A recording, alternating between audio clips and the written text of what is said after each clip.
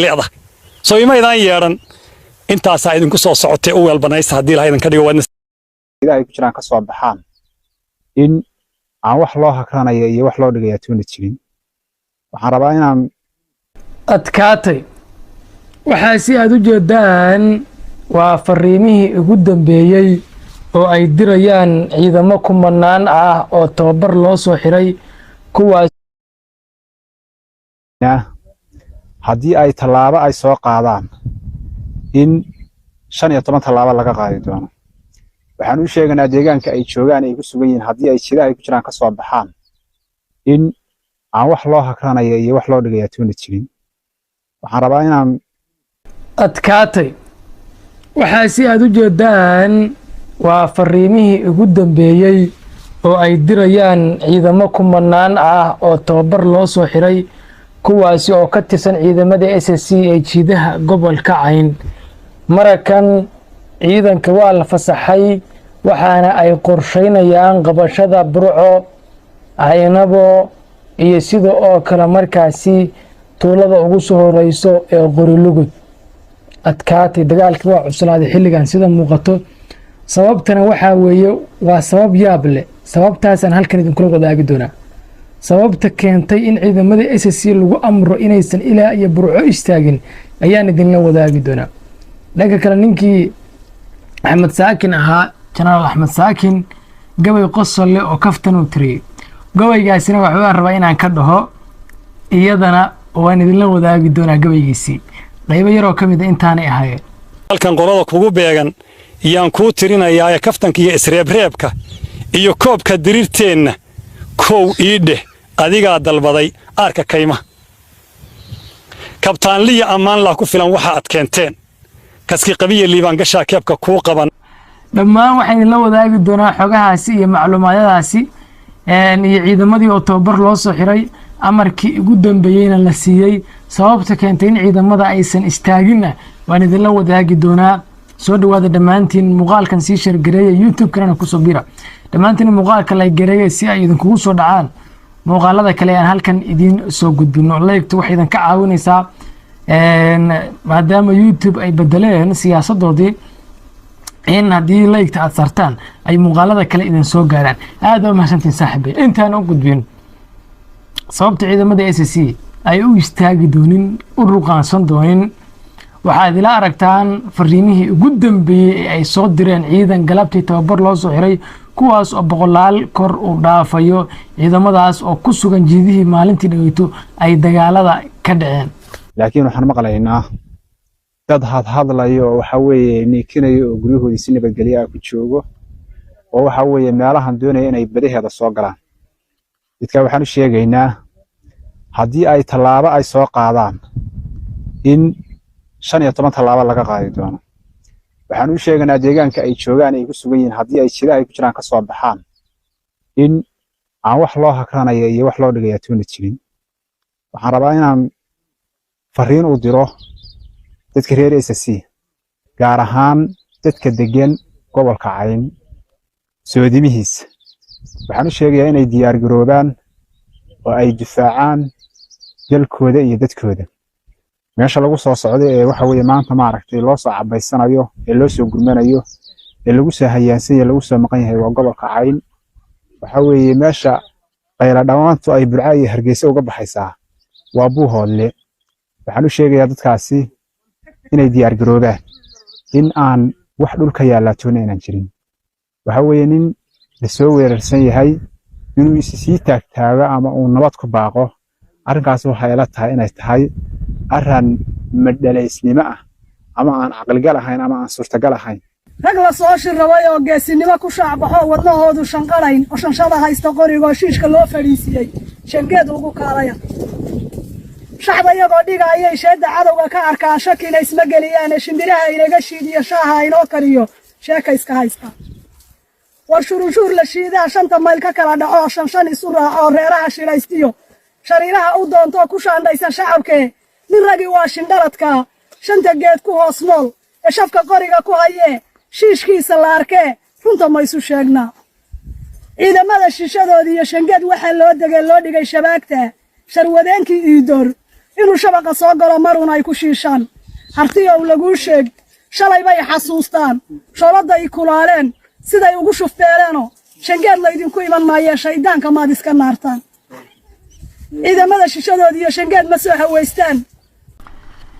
aad iyo aad bay mahadsan yihiin waana wax xaq ah oo sax ah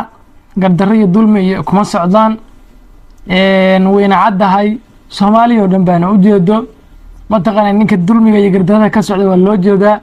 ciidankaasina fariimaha ay direen aadaan u bogaadinayaa qorshahoodana mataqaanaa lagu amrayna dee hadalkoodaadba kala dhansanteen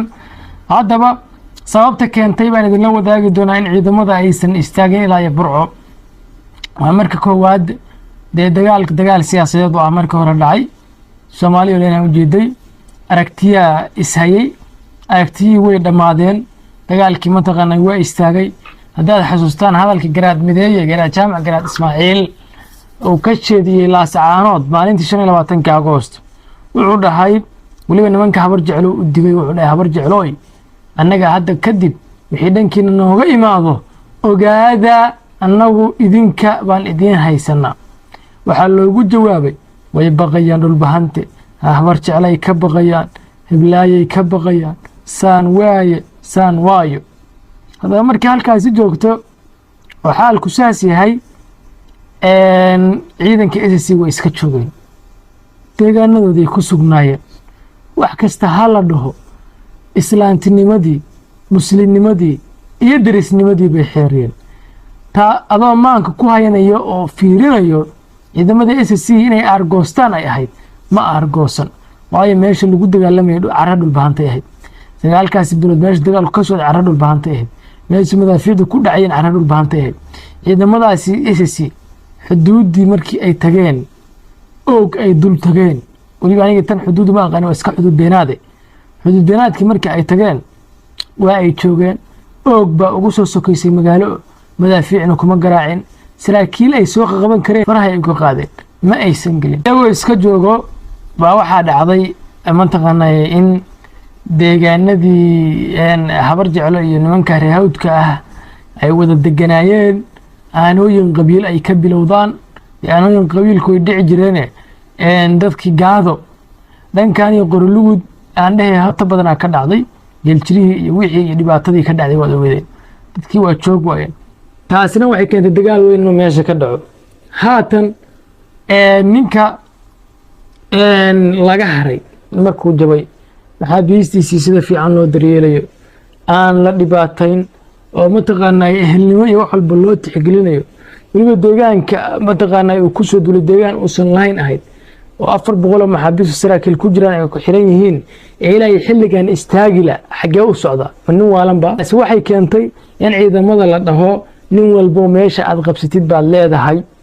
haddaad qorligu qabsataan haddaad caynama qabsataan haddaad oog qabsataan haddaad burco qabsataan waana sababta keentay in ciidamada la ruqaansado tana uu soo tiriyey axmed saakin jiraan axmed saakin halkaan ka salaamayaa gabaygaasi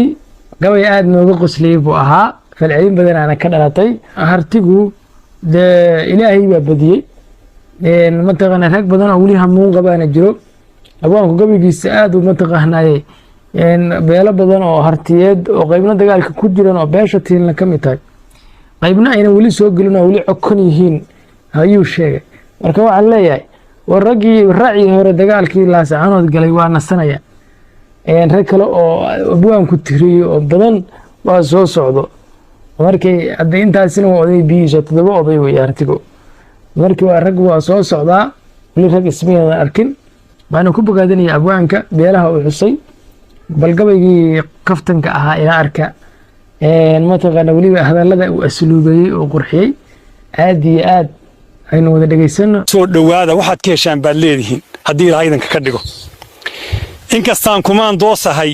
iyo kii aad garanayso keligay inaan ahay haddii aad kol hore mooday nin ilaahay kaalmeeyey iyo koos dhan baan ahaye kabla laxaya daaroodka kale ii kortaan odhan baan ma kicin koron kortiisiiye kalkan qolada kugu beegan baan kuu tirinayaaye kalkan qolada kugu beegan yaan kuu tirinayaaye kaftanka iyo isreebreebka iyo koobka diriirteenna kow ii dheh adigaa dalbaday aarka kayma kabtaan liya ammaan laa ku filan waxa aad keenteen kaski qabiya liibaan gashaa keebka kuu qaban geesa guulle meel lagu kallahay waa karkariyaane maganlabe hadduu soo kacaad kadab go'aysaane cabdi koombe iyo tiinle waa kaydkaya hadhae ma kacaan wandhogor kolka horeba waa inaad baqaha kabaha xoortaane ka isfahamno waa laga baqaa kaalin dariireede daanweyne uma kaadiyaan kaalka dhiiggalehe nima idigfacluu kaawiyeen koodadkaa jabane weli kow ma joogee ka badan kaynta geedaha kontonkii xisaabaha khaldamay aan kal tirinayey dhulkii gaalku iga kiciyey baad kaalay in 15 tallaabo laga qaadi doono waxaan u sheeganaa deegaanka ay joogaan ay ku sugan yihiin haddii ay